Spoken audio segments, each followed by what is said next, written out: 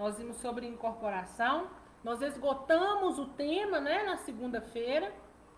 Fizemos aí 2 lives em uma, mas foi uma live de muito aprendizado, né? Trouxe para nós o recém-chegado do outro lado, doido para dar uma palavra, os espíritos amigos que trabalham, né, dentro daquele núcleo onde ele fazia parte, fazendo todo um esforço para que ele viesse lhe dar uma palavra. Toda a máquina, vamos dizer assim, espiritual, né, foi, então, veio, né, para dar ajuda. E no final das contas, quando tudo de fato aconteceu, depois dessa máquina espiritual ser provocada, quando Dionísio vem para dar uma palavra, fala por 40 minutos e aí poucos acreditam, né? Então a gente sabe aí a partir daí o quanto a gente precisa crescer, o quanto a gente precisa entender e o quanto a gente precisa estudar para entender e ter sabedoria nesses momentos. Então hoje nós vamos partir da doutrinação. Nós vamos começar agora pela doutrinação. Nós vamos fazer também em 2 capítulos. E doutrinação começa também com André, lá na casa onde Alexandre faz um trabalho. Lembra? Alexandre faz um trabalho corriqueiro, cotidiano, numa casa espírita terrena, né? Numa casa espírita no astral, vamos dizer assim, uma, né? Fazendo parte da outra. E André Luiz está lá junto de Alexandre, nessa reunião, e chega então uma mãe, já desencarnada, e fala para Alexandre, né, sem muito rodeio, vai direto ao assunto e fala para ele: olha, eu estou aqui necessitando da sua ajuda. E aí assim nós vamos iniciar então o capítulo a partir daí, lá já no 3º parágrafo, tá? E essa mãe logo diz para Alexandre: ó, meu amigo, até hoje permaneço em luto com meu infortunado Marinho. Não obstante meus ardentes esforços, o pobrezinho continua prisioneiro dos poderes sombrios. Entretanto, esperançada agora em sua possível renovação, venho pedir-lhe a cooperação no serviço de auxílio à sua alma infeliz. Então, olha lá. Mães, né, gente? Qual que é o primeiro ensinamento que vem aqui para nós? Esse ensinamento não é novo, mas ele vai se concretizar a partir de agora, porque nós estamos aqui mostrando na doutrina, né? Mostrando um relato, dizendo pra gente o seguinte: olha aqui a possibilidade, né? Então está consolidado aqui mais uma vez. Então o que vem nos mostrar? Mãe não nos abandona. A mãe, que é uma mãe de verdade, não importa o estado que ela se encontra, desencarnada ou encarnada. Ela vai estar olhando pelos filhos sempre. E a grande maioria vai aguardar que todos retornem ao mundo espiritual. Lógico, tem exceção de algumas que reencarnam, sim, né?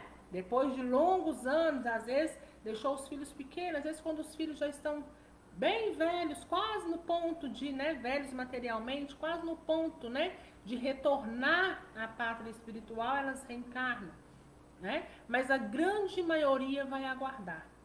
E seja qual for a necessidade, as mães são uma das maiores intercessoras que existem do outro lado, né? Então o maior ensinamento para a gente agora vem nos relatar dessa mãe. E o que essa mãe está dizendo para Alexandre? Olha, Alexandre, eu vim pedir a sua ajuda com meu filho Marinho. Meu filho está em zona umbralina, meu filho está em zona densa e pesada. E eu estou na luta até hoje para tentar, né, alterar o estado de consciência dele para que ele possa então ser resgatado, ser amparado, ser tratado.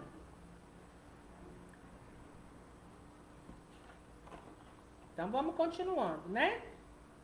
E Alexandre pergunta para ela: uma nova doutrinação? E ela responde sim. Responde enxugando as lágrimas nos olhos, né?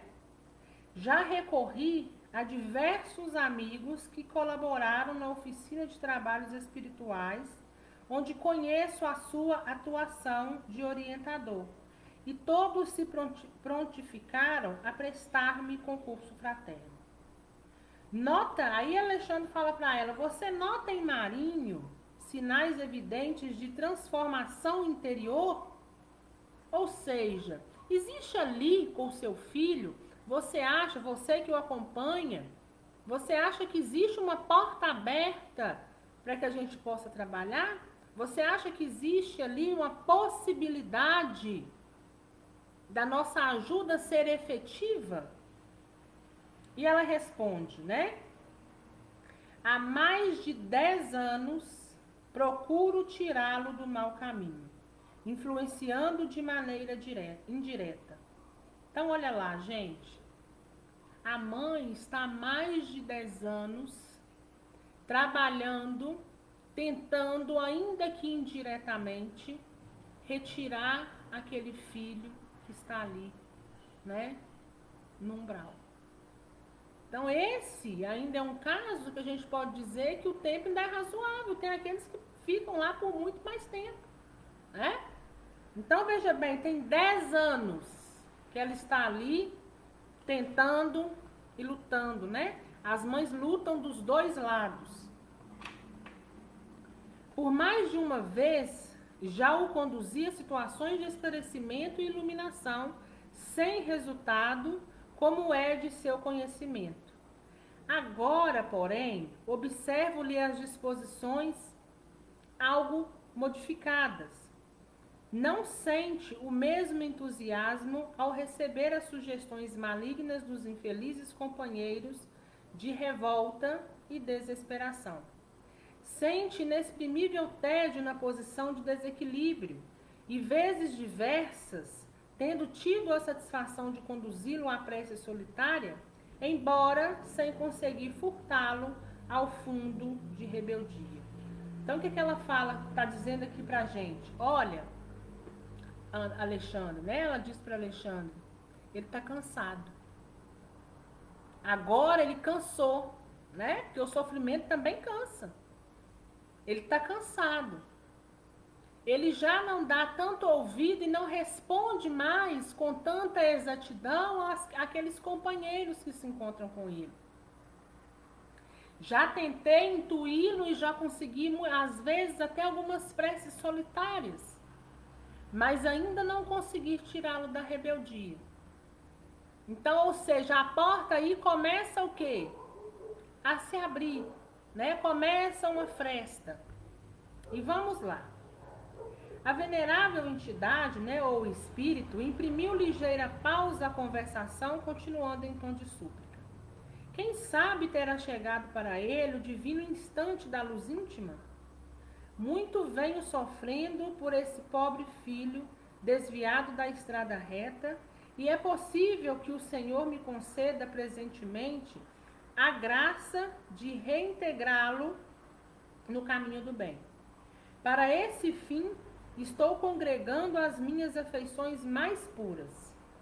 Em seguida, olhando, né, fixando para o mentor com estranho brilho nos olhos, implorou: Ó Alexandre, conto com seu apoio decisivo. Preciso trabalhar por Marinho, de cuja desventura me julgo culpada até certo ponto. E confesso-lhe, meu amigo, que me sinto cansada, em profunda exaustão espiritual. Então a mãe também já está o que? Exausta, está cansada, né? Então imagine se uma mãe cansa, hein? Os outros então já se cansaram há muito tempo, né? Porque uma mãe que carrega um amor incondicional está cansando, pode saber que todos os demais já abandonaram. E ela fala: olha, eu estou cansada. Quem sabe a sua ajuda não seja uma ajuda decisiva. E eu ainda estou lutando porque, de uma certa forma, eu me sinto culpada. de quando a gente lá, né, na Terra, enquanto encarnado, talvez eu mimei demais. Talvez eu desviei e coloquei num caminho que eu não precisasse colocar e desviar.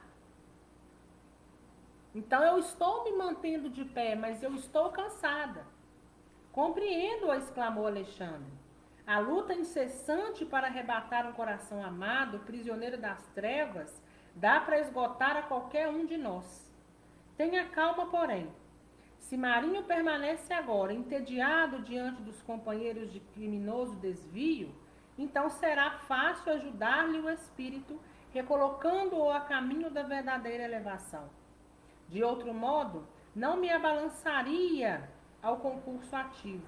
Então ele fala, olha, agora talvez seja a oportunidade, porque ele já está lá entediado, já não escutando, mas se ele ainda estivesse da mesma forma que antes, sem possibilidade nenhuma, poderia ter certeza que eu não ajudaria, porque eu sei que a gente chegaria ao fracasso, não adiantaria e não seria, então, o momento correto da ajuda.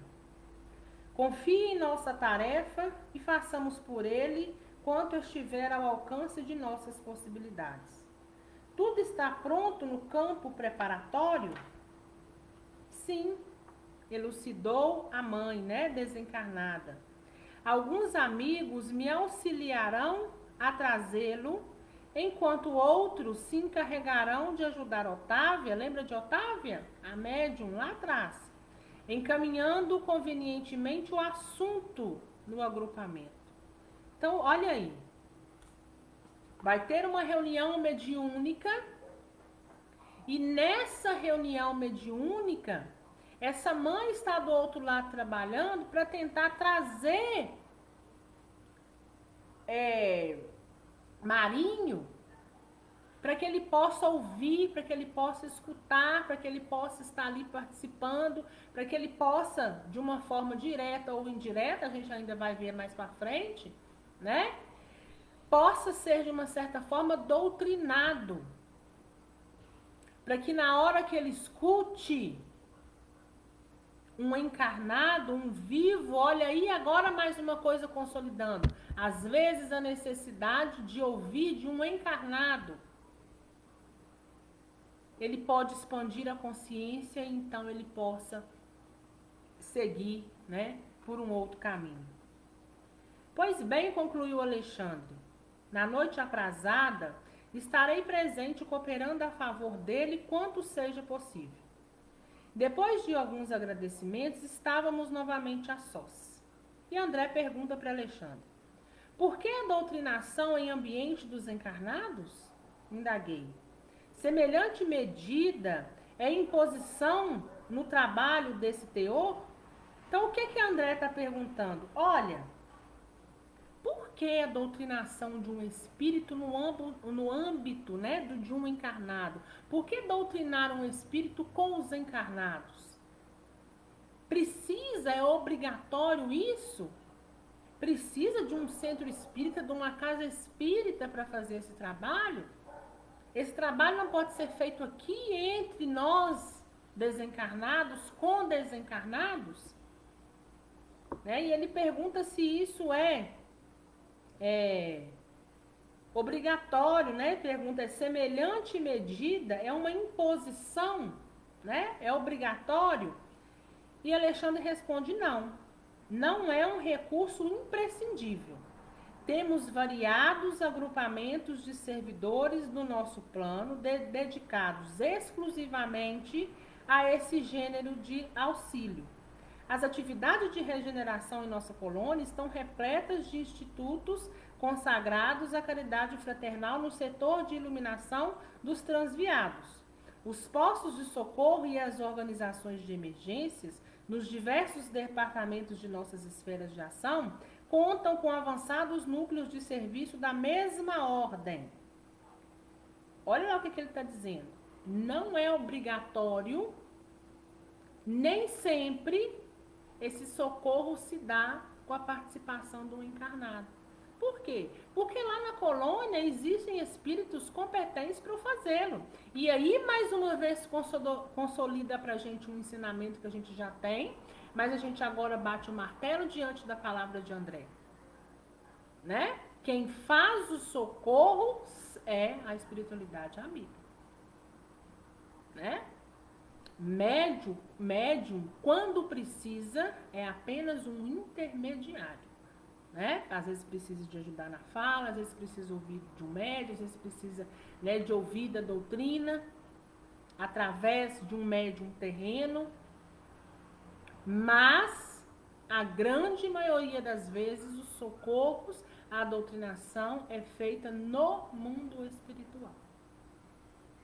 Em determinados casos, aí ele vem com exceção. Em determinados casos, porém, a cooperação do magnetismo humano pode influir mais intensamente em benefícios dos necessitados que se encontram cativos das zonas de sensação na crosta do mundo. Então, o que ele está dizendo? Olha, mas em determinados casos, a gente precisa da magnetização de um médium, né, que esteja encarnado. Mesmo aí, contudo, a colaboração dos amigos terrenos, embora seja apreciável, não constitui fator absoluto e imprescindível, mas quando é possível e útil, valemos-nos do concurso de médiuns e doutrinadores humanos, não só por facilitar a solução desejada, senão também para proporcionar ensinamentos vivos aos companheiros envolvidos na carne, despertando-lhes o coração para a espiritualidade. Então, ou seja, quando a gente precisar de um médium, a gente vai até ele, porque ele, nesse momento, daquele caso, será a melhor opção. Mas não é imprescindível, né? Nós fazemos desse lado aqui perfeitamente. O mentor fixou um sorriso e prosseguiu. Ajudando as entidades em desequilíbrio, ajudarão a si mesmo. Doutrinando, acabarão igualmente doutrinados.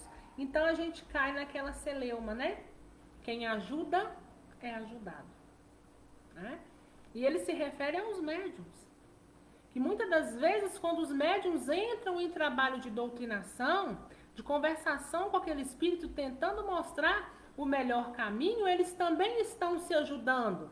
Porque no momento que a gente ensina, a gente também aprende. A gente também amplia a consciência para poder saber o quê? O caminho que eu preciso caminhar, o caminho que eu preciso seguir e o caminho ao qual eu não desejo para mim e a forma que eu preciso me portar para que eu então não chegue tão desastrosamente como muitos chegam, né? Infelizmente.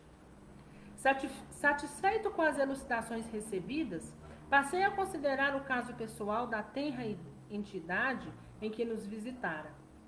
Por que permaneceria um espírito iluminado em serviços consecutivos por alguém que estava feliz nas sombras? Seria justo acorrentar corações maternais a filhos rebeldes, né, impenitentes? E André está ali fazendo uma indagação, né? É justo essa mãe dessa forma? Né? De uma certa forma, querendo ou não, atrapalhando essa mãe, angustiando o coração dessa mãe, que é um espírito de luz, né? E Alexandre diz, a dedicada amiga que nos visitou é uma pobre mãe em luta depois da morte física. Aí André, ainda sem entender, pergunta, né? A quem se refere na intercessão? Porque ela chega e fala Marinho, né? E Alexandre fala para André, a um filho que foi sacerdote na crosta. Então, olha aí a surpresa de André quando André fala sacerdote e André fala profundamente surpreendido. Então, o que chega para nós? Uma mãe desencarnada que está intercedendo, tentando interceder com a espiritualidade amiga o tempo todo, a um filho que se encontra em zona umbralina. E o que era esse filho na terra? Um sacerdote, um padre. E aí a gente abre o parênteses para dizer o seguinte. todos nós estamos sujeitos. Todos que são líderes de alguma instituição religiosa, que carrega um grupo consigo, seja ele de que forma for, de que fonte for, que exerce de uma certa forma o aprendizado, a doutrina, levando ali as palavras de Jesus, se não tomar cuidado, está sujeito e fadado às zonas umbralinas. E André está perplexo, né? Como assim um padre no umbral? E a gente vai ver mais à frente André dizendo, ele não sabe da palavra, ele não estava ali dentro dos princípios, o que acontece ou o que aconteceu para vir parar no umbral.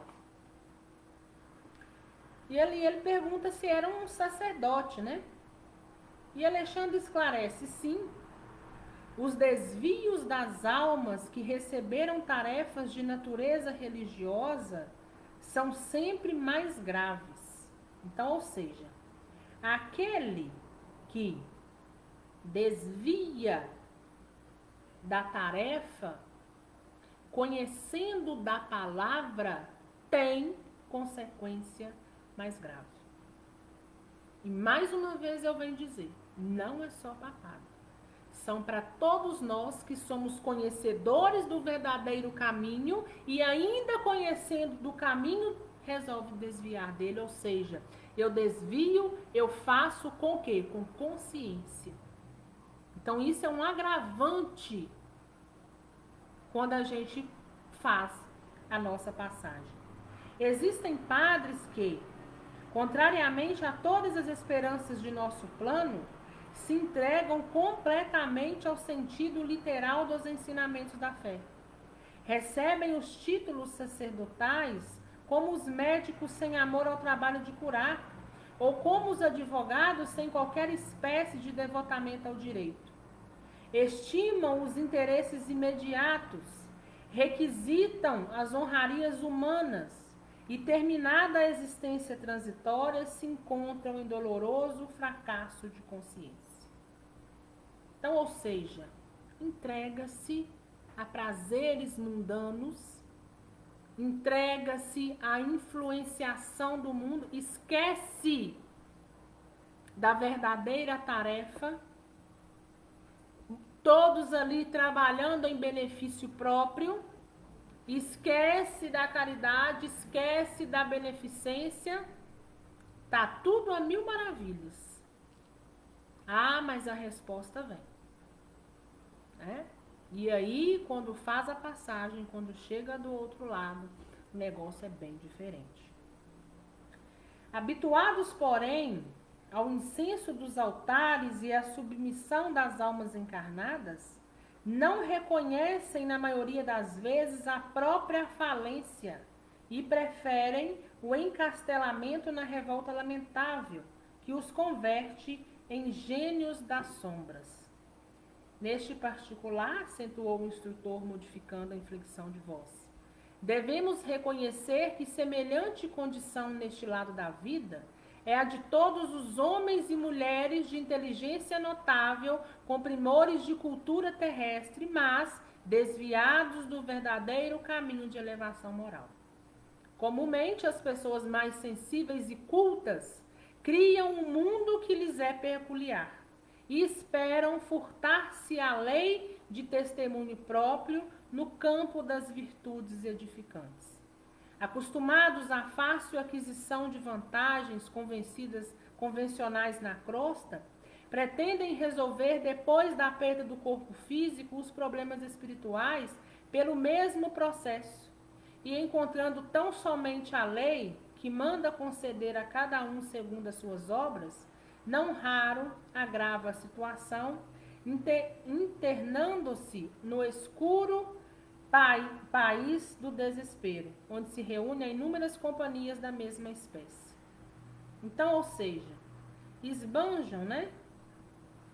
Fazem tudo o que podem em nome de Deus aqui na Terra, e aí depois, ainda se achando, né, no direito de furtar-se da lei, é aquele famoso, depois eu resolvo. A hora que nós chegar lá, nós vamos ver. E aí esquece que a lei, cada ação tem uma reação, seja ela positiva ou seja ela negativa. E se juntam aos seus, se junta àqueles que assim também pensam, agem ou agiram por questões de afinidade. Dentre as criaturas dessa ordem, sobressai a elevada percentagem dos ministros de várias religiões. Referindo-nos apenas aos das escolas cristãs, verificamos que a maioria não pondera na exemplificação do próprio Mestre Divino. Fecham os olhos e ouvidos aos sacrifícios apostólicos. Simão Pedro, João Evangelista, Paulo de Tarso, representam para eles figuras demasiadamente distantes. Apegam-se às decisões meramente convencionais dos concílios. Estudam apenas os livros eclesiásticos e querem resolver todas as transcendentes questões da alma através de programas absurdos, de dominação pelo culto exterior. Erguem basílicas suntuosas, esquecendo o templo vivo do próprio Espírito. Homenageiam o Senhor como os orgulhosos romanos reverenciavam a estátua de Júpiter, tentando subornar o poder celeste pela grandeza material das oferendas. Mas esquecem o coração humano, menosprezam o espírito de humanidade, ignoram as aflições do povo a quem foram mandados a servir. Então, ou seja, quantos a gente não vê, né? Que muitas das vezes estão aí erguendo coisas santuosas, coisas enormes, grandes, mas deixando de fazer aquilo que precisa fazer. Quer ouvir o próximo, quer estar com o próximo, quer ter mais humanidade, quer ser humano. Mas estão todos em volta e em busca apenas do que é material. E esquece da verdadeira missão que precisaria cumprir aqui. Então, ou seja, é um fracasso atrás de fracasso, né? Se rendem às facilidades que muitas das vezes essas religiões os dá, né? Principalmente pelo poder aquisitivo. E em vez de reverter aquilo em prol do ser humano, eles revertem em prol de si mesmo. Oferece a Deus e a Jesus grandes oferendas, grandes altares e esquecem que Jesus e Deus não precisam de oferendas e nem de altares. O que Jesus espera de nós não é isso. Jesus espera que a gente tenha um olhar humano assim como ele teve quando passou pela terra. Né? Porque o que é de material a gente não vai levar. Vamos prosseguindo. E cegos aos próprios devarios, ainda aguardam um céu fantástico que lhes entronizem a vaidade criminosa e a ociosidade cruel. Então, ou seja, apesar de tudo isso, né? O material prevalecendo ao espiritual, eles ainda aguardam o céu. Eles acham que do outro lado vai ter o céu, onde vai continuar com essa vaidade criminosa e onde eles vão continuar no ócio, né? Ou seja, sem fazer nada para os demais. Alexandre, nesse ponto das elucidações, como se fora chamada meditações mais profundas, silenciou por momentos, mas continuando em seguida. Para estes, André, a morte do corpo é um acontecimento terrível. Alguns enfrentam corajosos a desilusão necessária e proveitosa. A maioria, porém, fugindo ao doloroso processo de readaptação à realidade, precipita-se nos campos inferiores da inconformação presunçosa, organizando perigosos agrupamentos de almas rebeladas, com os quais temos de lutar por nossa vez. Quase todas as escolas religiosas falam do inferno, de penas angustiosas e horríveis, onde os condenados experimentam torturas eternas. São raras, todavia, as que ensinam a verdade da queda consciencial dentro de nós mesmos, esclarecendo que o plano infernal e a expressão diabólica encontram início na esfera interior de nossas próprias almas. Então, olha o que Alexandre está dizendo. Olha, a morte para esses é terrível. Uns enfrentam, aceitam a condição e, ainda que doloroso, passam pelo processo de adaptação e seguem. Agora, outros preferem se rebelar, se unir, se agrupar junto a outros, né, para, como um ato de insatisfação, continuarem ali angariando, né, mais almas aí que estão sem socorro e que estão na mesma condição deles, para, de uma certa forma, sugá-los, para, de uma certa forma, colocá-los cada vez mais contra a lei de Deus. E aí, mais uma vez, concretiza para nós. Existem grupos terrenos que um usa aqueles recém-chegados para sugar de uma certa forma? Claro que existe. Olha a importância do socorrido e amparado. Olha a importância de o nosso ente não estar em campo aberto, à mercê daqueles que são mais velhos e que estão aí para ser como o inimigo, né? E o inimigo, ele age não só com nós encarnados, com os desencarnados também. E bem diz a palavra de Jesus, né? O inimigo está aí para matar, roubar. Qual que é a outra? Alguém lembra? Para matar, para roubar e para... Tem uma outra aí que eu não lembro agora, né? Mas está aí. Destruir. Está aí para matar, para roubar e para destruir. E isso seja no âmbito do encarnado quanto no âmbito dos desencarnados. O orientador amigo fez novo intervalo e, depois de pensar a sós durante algum instante, considerou: você compreende. Os que caem por ignorância aceitam com alegria a retificação, desde que se mantenham em padrão de boa vontade sincera. Ou seja, aqueles que eram ignorantes, que não sabiam de nada, que não conheciam a palavra, não sabiam do caminho, se eles tiverem uma boa vontade sincera, né, eles aceitam essa retificação, aceitam esse socorro, aceitam, né, ser arrebatados. Os que se precipitam no desequilíbrio, porém, atendendo à sugestão do orgulho, experimentam grande dificuldade para ambientar a corrigenda em si mesmo.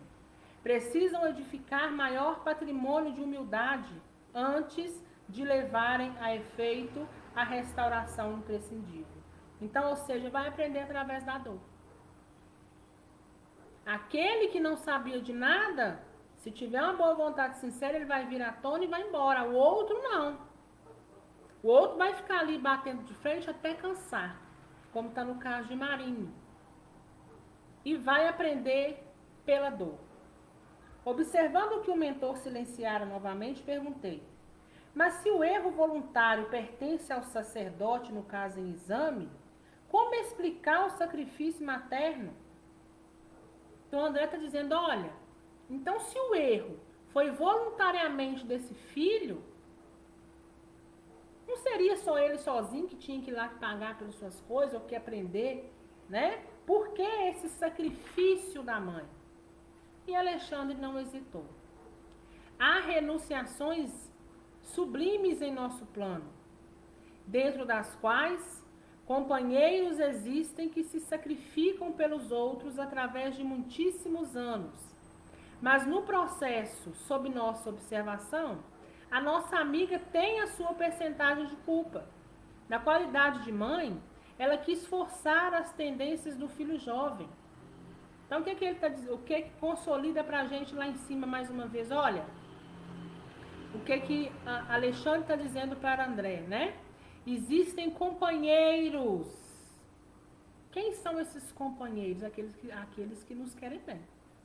Aqueles que não são amigos, não são nossos amigos ou os nossos entes em algum momento da nossa caminhada espiritual. Seja nessa encarnação ou nas demais, né? Mas eles se sacrificam por nós. Mas ele fala o seguinte, nessa condição em específico, nesse caso em específico, com essa mãe, ela de uma certa forma se sente culpada, né? E ela se sente culpada por quê? Porque ela de uma certa forma forçou a tendência do filho quando ele era jovem. Então olha lá, em verdade, ele renascera para uma tarefa elevada no campo da filosofia espiritualista. Contudo, de modo algum se encontrava preparado para o posto de condutor das almas. Então, ou seja, ele teria que seguir dentro do projeto reencarnatório dele, né? Ele tinha que trabalhar no campo da filosofia espiritualista. Ele não estava preparado para esse cargo de padre. A genitora, entretanto, obrigou-o a aceitar o ingresso no seminário, violentando-lhe o ideal e indiretamente colaborou para que o seu orgulho fosse demasiadamente acentuado. Interpretando suas tendências para a filosofia edificante, a conta de vocação sacerdotal impôs-lhe o hábito dos jesuítas, que ele deslustrou com a vaidade excessiva. Claro que a nossa irmã estava possuída das mais santas intenções. Todavia, sente-se no dever de partilhar os sofrimentos do filho. Sofrimentos, aliás, que ele mesmo ainda não chegou a experimentar em toda a extensão, em vista da crosta de insensibilidade com que a revolta lhe vestiu a alma desviada. Então, olha lá, a mãe, né, de uma certa forma, o obriga a ter esse cargo, a aceitar, né, essa questão de ser um sacerdote, de ser um padre, desviou de uma certa forma, ele não estava preparado para essa função. Essa função, o que fez? Potencializou ainda mais o ego dele, que fez com que ele entrasse pelo mau caminho. Ainda que essa mãe o fez nas melhores das intenções, ela se sentia ali, então, o que? Culpada. Nada pior do que o remorso, né? Ainda que você faça com a boa intenção.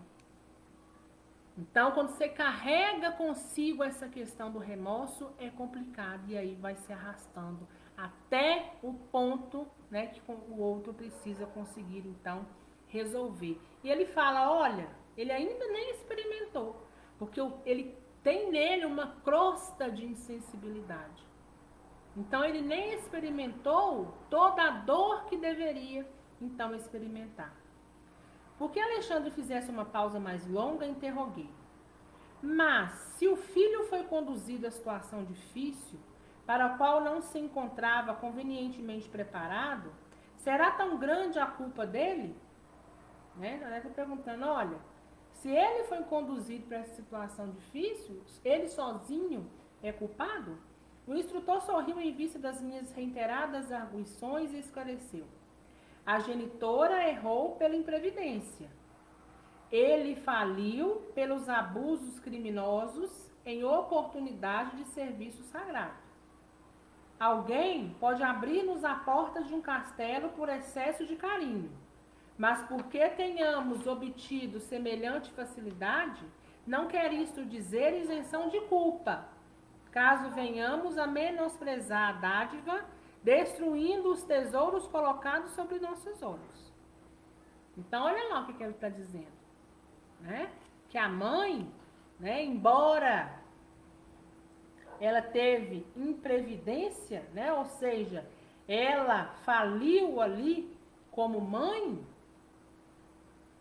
mas ele, adulto, com consciência formada, ele sabia muito bem o caminho que ele teria que trilhar. Ainda que não seja ofertado uma grande coisa, não é porque me é ofertado essa coisa que eu vou fazer de qualquer jeito, de qualquer modo. Eu tenho que ter consciência pelos meus atos, pelo caminho e por onde eu estou, então, adentrando. Por isso mesmo, a carinhosa mãe está efetuando a retificação amorosa de um erro, enquanto o filho infeliz expiará faltas graves. Essa explicação encerrou a palestra referente ao assunto. Na noite previamente marcada, acompanhei o pequeno grupo que procurou o Marinho para o auxílio espiritual. Então vamos lá. É chegada a noite que vai trazê-lo até a casa espírita, para uma conversa, para uma eventual doutrinação. André une-se àquele grupo que vai ajudar a mãe para poder ir ao encontro de Marinho. Assim como ele foi ao encontro do Raul lá no Matadouro, lembra? Ele agora vai descer até onde Marinho se encontra. Constituía-se a nossa reduzida expedição apenas de 4 entidades, 4 espíritos. Alexandre, a genitora desencarnada, um companheiro de trabalho e eu.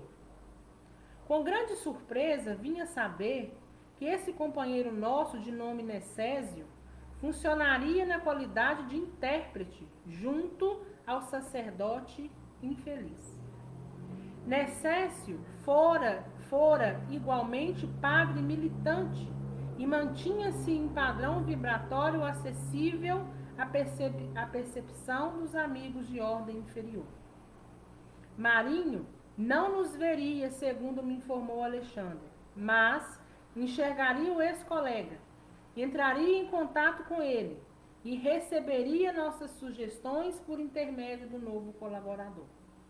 Então, esse novo companheiro de trabalho também era aquele que, na Terra, exerceu a mesma tarefa e a mesma função e conseguiria, então, um padrão vibratório pertinente para poder chegar e conversar com aqueles que ali se encontravam. E por precaução, os demais não seriam vistos.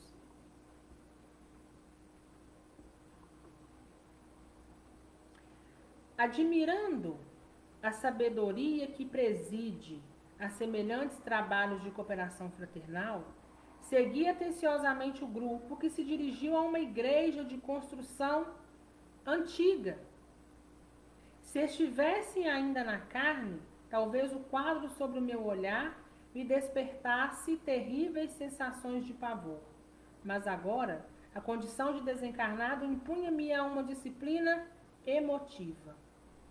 Então, o que André está nos dizendo? Olha, o lugar onde nós chegamos parecia uma igreja antiga, né? Ou quase que abandonada. Impressões terríveis, mas agora exige de mim o que? Equilíbrio. Exige de mim agora disciplina emotiva. Enchia-se o templo de figuras patibulares. Inúmeras entidades dos planos inferiores congregavam-se ali, cultivando além da morte as mesmas ideias de menor esforço no campo da efetivação religiosa. Veja bem, eles se encontravam nessa igreja e estavam ali pregando da mesma forma que eles faziam quando encarnados. E trazendo para eles quem? Quem aqueles? Aquele era assim, era afim. Aqueles que tinham o mesmo pensamento. Eles ainda continuavam, embora desencarnados, achando que estavam na mesma condição terrena, subordinando os demais, tirando proveito de um, tirando proveito de outro. Estavam ali no ócio da mesma forma que faziam quando estavam na terra. Alguns sacerdotes envolvidos em vestes negras permaneciam igualmente ao pé dos altares, enquanto um deles, que parecia exercer funções de chefia, comentava de um púlpito o poder da igreja exclusivista a que pertenciam, expondo com extrema sutileza novas teorias sobre o céu e a bem-aventurança. Então isso só traz para nós um quadro de quê? De inconsciência. De alguma forma existe um ponto de inconsciência ali. ainda que alguns saibam da realidade e não queiram enfrentar, queira permanecer da mesma forma que a Terra. Mas vamos ver o desenrolar. Assombrado, ouvi a palavra amiga de Alexandre que me explicava gentilmente. Não estranhe, André. Os desesperados e preguiçosos também se reúnem depois da transição da morte física, segundo as tendências que lhes são peculiares. Como acontece às congregações de criaturas rebeldes na crosta planetária. Os mais inteligentes e sagazes assumem a direção. Muitos males são praticados por esses infelizes inconscientemente. Oh, exclamei com espanto. Como podem entronizar a ignorância a esse ponto? Quem poderia crer no quadro que observamos? Se são criaturas informadas quanto à verdade, por que motivo ainda se entregam à prática do mal? Trata-se de ação maléfica e inconsciente, esclareceu Alexandre. Mas, respondi aturdido, por que contrassenso as almas cientes da distância que as separa da carne não se rendem à lei do bem? E André está dizendo o seguinte, olha, se elas já morreram, já não tem mais, né? A carne, por que elas não se entregam? Por que elas não se atêm à realidade? E o instrutor sorriu e obtemperou. Entretanto, na própria humanidade encarnada você encontrará idênticos fenômenos. Decorridos mais de 1000 anos sob os ensinamentos do Cristo, com a visão ampla do sacrifício do Mestre e de seus continuadores, cientes da lição da manjedoura e da cruz, investido na posse dos tesouros evangélicos, abalançaram-se os homens às chamadas guerras santas, exterminando-se uns aos outros em nome de Jesus, instituíram tribunais de inquisições cheios de suplícios, onde pessoas de todas as condições sociais foram atormentadas aos milhares em nome da caridade de nosso Senhor. Então ele lembra pra gente aqui, né? André, eles estão falando que estão trabalhando em nome de Deus, mas lá na Terra não foi diferente. Olha a Guerra Santa. Olha a Inquisição. Quantas pessoas não foram torturadas e mortas nessa Inquisição? Tudo por o nome de Deus. Era em nome de Deus, em nome de Jesus que eles estavam fazendo tudo aquilo. Por lá também a ignorância se instaurou. E aqui não é diferente, é da mesma forma. Como você verifica, a ignorância é antiga. E a simples mudança de indumentária que a morte física impõe não modifica o íntimo das almas. A vida continua do outro lado e nós continuamos de onde nós paramos. Então, se o que é aqui vai continuar do outro lado. Não temos céus automáticos, temos realidades. O céu, uma dimensão positiva, ou a classe dos espíritos puros, ela não vem automática, ela vem a partir da conquista. É de ponto a ponto. É passando e efetivando, concluindo com êxito, realmente aprendendo a lição daquilo que nós viemos buscar ou que almejamos aprender, seja aqui ou seja no mundo espiritual. Sem disfarçar meu assombro, voltei a indagar. Mas como vivem essas criaturas desventuradas? Obedecem a organizações que lhes sejam próprias? Possuem sistemas especiais? A maioria aqui, esclareceu Alexandre, é constituída de espíritos desencarnados em situações de parasitismo. Pesam naturalmente na economia psíquica das pessoas às quais se reúnem e na atmosfera dos lares que os acolhem. Então, olha, André, esse grupo aqui, né? Como que ele fala, né? Eles estão em situações de parasitas, ou seja, sugam do outro o tempo todo. E eles fazem isso, né? Eles trabalham aí na economia psíquica daqueles desencarnados que estão com eles reunidos, ou nos lares terrenos que os dão, de uma certa forma, guarida. Pensam como eles, são afins. Disponibilizam para eles o tempo todo a energia que eles precisam. Não creia, porém, na inexistência de organizações nas zonas inferiores. Elas existem e em grande número, não obstante os ascendentes de orgulho e rebeldia que lhes inspiram as fundações.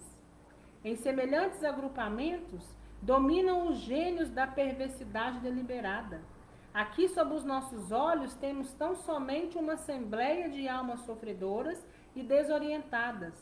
Você não conhece ainda os antros do mal em sua verdadeira significação.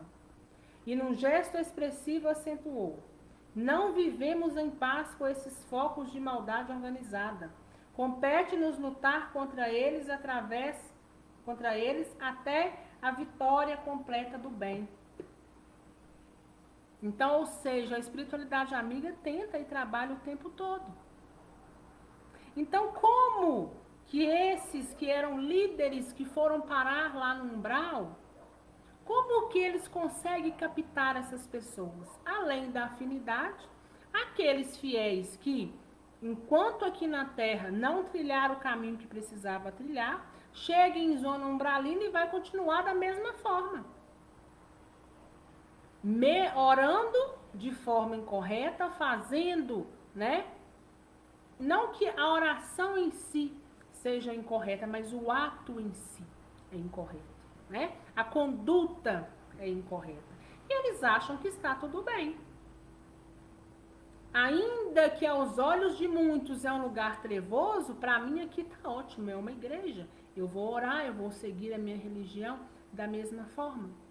Eu vou me submeter aos padres, pastores, seja lá o que for, assim como era lá na vida física.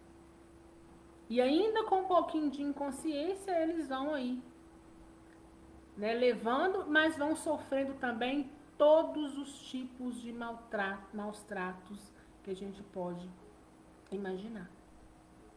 Lembra? Nas zonas umbralinas, sente-se dor, sente-se fome, sente-se a necessidade do corpo físico. Então passa por todo tipo de humilhação, né? Está aí em campo aberto, entregue a esses grupos perversos, né? Quanto mais tempo, mais se aprendem, que assim como se aprende coisa boa, se aprende coisa ruim. Então, quanto mais passa, mais aprende, e quanto mais aprende, mais subordina e espizinha o outro do outro lado. E assim nós vamos encerrar a parte 1. No nosso próximo encontro, nós vamos escutar aqui. Vamos ver o que vai acontecer com a Marinho, né? Marinho está próximo aí de chegar até a casa espírita para uma conversa, para uma doutrinação. Alguma dúvida até aqui, gente?